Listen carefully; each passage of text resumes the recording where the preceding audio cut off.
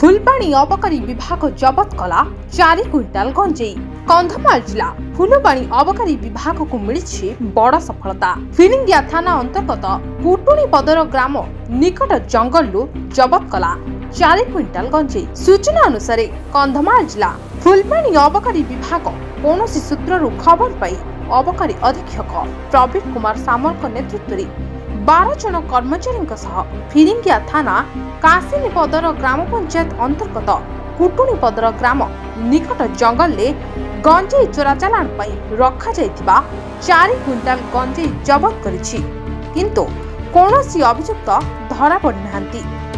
ए संक्रांत रे जड़ित समस्त गंजेई माफिया को खूब शीघ्र धराजिबो बोली अबकारी अधीक्षक श्री सामल सूचना दैछंती।